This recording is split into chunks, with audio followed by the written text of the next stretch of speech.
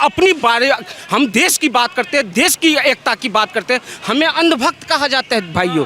अंधभक्त मैं इसलिए कहता हूँ, अंधभक्त वही लोग हमें कहते हैं, वही लोग कहते हैं जिनकी इरादा नेक नहीं, जिसके बाप एक नहीं, और एक तुष्टीकरण की राजनीति करने के लिए, एक समुदाय को खुश करने के लिए ममता बनर्जी एक 22 साल की युवती को आतंकवादी की तरह गुड़गांव से उठाकर 1500 किलोमीटर दूर आकर यहाँ से उठाकर लेकर जाती है। तो समझिए ममता बनर्जी की भावना इस तरह से आहत हुई जो एक आतंकवादी की तरह उसको उठाकर लेकर जाती है केवल तुष्टीकरण की राजनीति करने के लिए। एफआईआर किसने किया इस पे शर्मिष्ठा वाले केस में? उसका नाम है वजाहत खान। वजाहत खान है कौन? रशीदी फाउंडेशन का मेंबर है। रशीदी फाउंडेशन है कहाँ का? पाकिस्तान में चलने वाला एक फाउंडेशन है रशीदी फाउंडेशन, जिसका मुख्यालय पाकिस्तान में है। जो इस्लामिक जो आतंकवादी का गढ़ है वहाँ पे उसका इस रशीदी फाउंडेशन का कार्यालय है, और उसी का कार्य खोलने के लिए ममता बनर्जी पश्चिम बंगाल में भी जगह देती है और वहाँ रहता है, रंगरलियाँ मनाता है। उस पर हमारी भावना आहत नहीं होती है। अरे हरामखोर, तुम्हारी भावना है क्या है?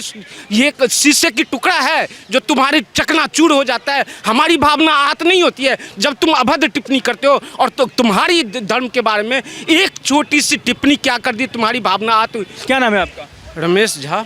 मेरा सीधा सा सवाल है झा जी, जो शर्मिष्ठा के साथ हुआ है पिछले 2 दिनों में, क्या ये नॉर्मल फ्रीडम ऑफ स्पीच के नाम पे ढकोसला नहीं नजर आता आपको? संविधान के नाम पर कुछ भी, ये पूरी तरह से ढकोसला है और एक तुष्टीकरण की राजनीति करने के लिए, एक समुदाय को खुश करने के लिए ममता बनर्जी एक 22 साल की युवती को आतंकवादी की तरह गुड़गांव से उठाकर 1500 किलोमीटर दूर आकर यहाँ से उठाकर लेकर जाती है। बगल में मुर्शिदाबाद की घटना होती है, उस पर उनकी पुलिस का कोई क्या कार्रवाई किया अभी तक, किसको अरेस्ट किया? लेकिन आप इस बात को समझिए, शर्मिष्ठा केवल एक तुष्टीकरण की राजनीति करने के लिए एक शिकार बनाया गया ममता बनर्जी के द्वारा। ये दोगलापन देखिए। शर्मिष्ठा का केस क्या है?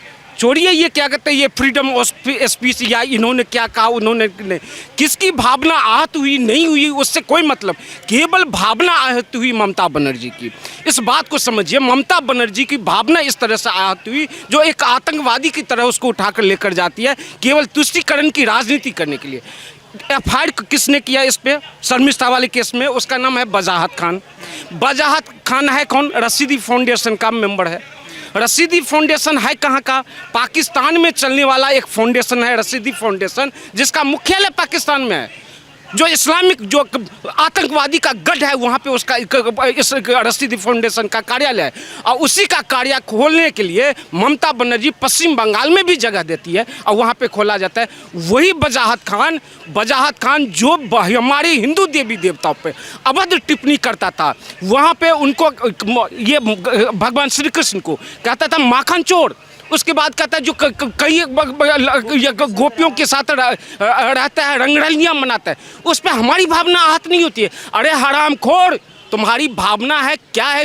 ये शीशे की टुकड़ा है जो तुम्हारी चकनाचूर हो जाता है। हमारी भावना आहत नहीं होती है जब तुम अभद्र टिप्पणी करते हो, और तो तुम्हारी धर्म के बारे में एक छोटी सी टिप्पणी क्या कर दी, तुम्हारी भावना आहत हुई। समझिए, जबकि माफ़ी मांगी गई थी। लेकिन फिर भी ममता बनर्जी केवल तुष्टीकरण की राजनीति करने के लिए ये सारी ड्रामा उन्होंने किया, केवल एक समुदाय को खुश करने के लिए। और कहीं ना कहीं मैं कहता हूँ जो समुदाय छोड़िए, देश की अखंडता को नष्ट करने के लिए वो काम कर रही है। इस बात को समझिए। अभी भी मैं कहता हूँ हिंदुओं से जाग जाओ, संभल जाओ, इस बात को समझो। तुम जिस तरह से भगाए जा रहे हो वैसे भगाए जाओगे, दिल्ली से भी भगाए जाओगे और ख़त्म हो जाओगे। ये शर्मिष्ठा के नाम पे बहुत बड़ी राजनीति हो रही है इसके पीछे, थोड़ा सा इस पर आप बता सकते हैं सही से ममता बनर्जी क्या चाहती है? ममता बनर्जी चाहती है केवल अपनी तुष्टीकरण की राजनीति, देश की एकता अखंडता को नष्ट करना, उसके सिवा और कुछ नहीं। कैसे हमारी कुर्सी बनी रहे, कैसे इस देश में रोहिंग्या को बसाया जाए, कैसे बांग्लादेशियों को बसाया जाए, जिससे हमारा वोट बैंक बना रहे। भाड़ में जाए देश, देश की एकता भाड़ में जाए, उसको किसी चीज़ से मतलब नहीं है।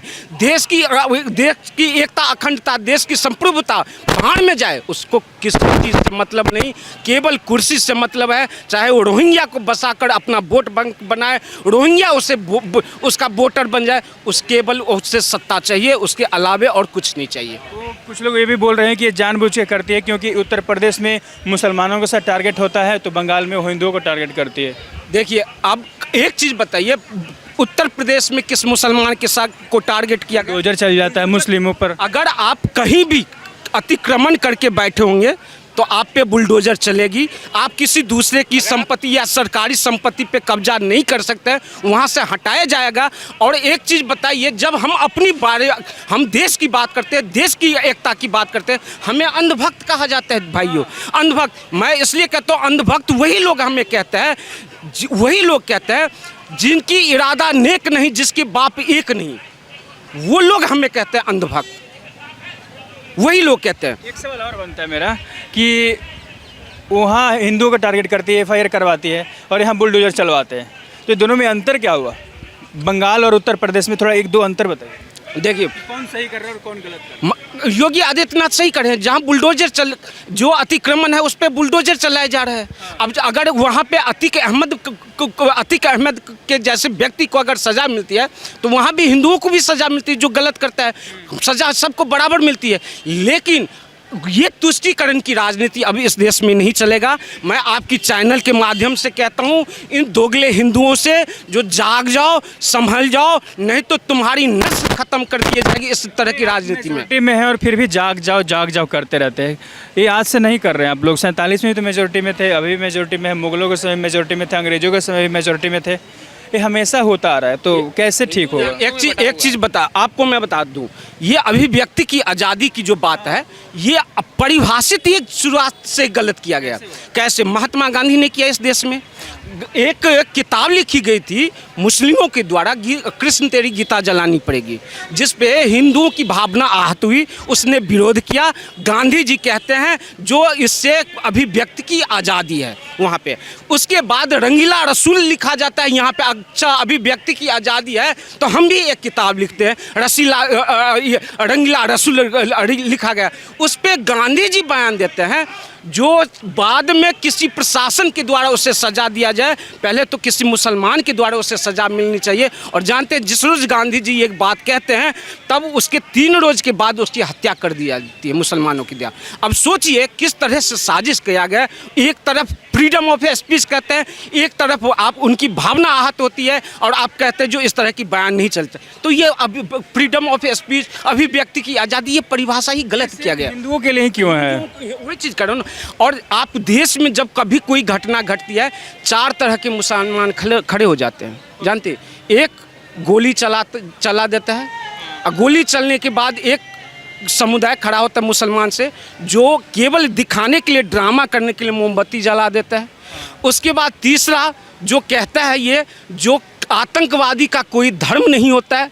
और चौथा खड़ा हो जाता है जो ये सब कौन करवा रहा है? मोदी। समझ रहे हैं? ये सारी ड्रामा है और कुछ नहीं है। चारों मिले हुए हैं, चारों मिले हुए हैं, चारों मिले हैं, एक ही है, बस घटनाक्रम अलग अलग हो गया। सबको मोर्चा संभालना है। कैसे जो है, क्या कहते हैं, मोर्चा संभालते। इसलिए मैं कहता हूँ अपने दोगले हिंदुओं से, जो वक्त है संभल जाओ, सुधर जाओ अभी भी। और मैं आपकी चैनल के माध्यम से अपने सनातन भाइयों को कहता हूँ जो जाग जाओ। तो कुछ मैं पंक्ति सुना दूँ आपको। मत चीख अभी गहरी नींद सोया हूँ मैं। अपने हिंदुओं भाइयों से कहता हूँ, मत चीख अभी गहरी नींद सोया हूँ मैं। अभी कश्मीर, केरल और बंगाल ही तो खोया हूँ मैं। आधे एशिया तक फैला था साम्राज्य मेरा, आधे एशिया तक फैला था साम्राज्य मेरा। इस मधुर मीठी नींद में जरा सा तो सोया हूँ मैं। 28 राज्य, 8 केंद्र शासित प्रदेश शेष बचे हैं, इनके लूटने तक नींद चैन सोया हूँ मैं। जी हिंदू हूँ मैं, अपने स्वार्थ की चादर ओढ़ के सोया हूँ मैं। हम लोग अपने स्वार्थ की चादर ओढ़ के सो चुके हैं, इन्हीं सोने के चक्कर में खोते जा रहे हैं और खो जाएंगे। इसलिए मैं आपकी चैनल के माध्यम से कहता हूँ, इस बात को समझो। कौन देश की एकता, अखंडता को नष्ट करने में लगा हुआ है, कौन बांटने की राजनीति कर रहा है, इस बात को समझो। शर्मिष्ठा को बाहर आना चाहिए जेल से, न्याय मिलना चाहिए। आप सपोर्ट करेंगे? मैं बिल्कुल शर्मिष्ठा के समर्थन में खड़ा हूँ। लोगों को कहता हूँ जो देश की भावना शर्मिष्ठा के साथ खड़े हो, उसके साथ अन्याय हुआ है, उस अन्याय के खिलाफ एक विद्रोह होना चाहिए। और रसीदी, आपके चैनल के माध्यम से मैं भारत सरकार से कहता हूँ, रसीदी फाउंडेशन को बैन करना चाहिए और वजाहत खान की जाँच होनी चाहिए। वजाहत खान जो जिस तरह से हिंदू देवी देवता को पर अभद्र टिप्पणी करता है, उस पर कार्रवाई होनी। मुसलमान कोई शिवलिंग को कुछ और बोल देता है, शिव जी को कुछ और बोल देता है, चाहे कृष्ण जी को गोपियों का की 16,000 बीवियाँ रखती है, पांचाली को ऐसे बोल देती हैं, द्रौपदी को, उस पर कोई कार्रवाई नहीं होता। कोई घर से 24 घंटे में उठाता नहीं है, ना कोई उसका सर काटने की बात करता है, ना उसके बीवी बच्चों को रेप करने की बात करता है।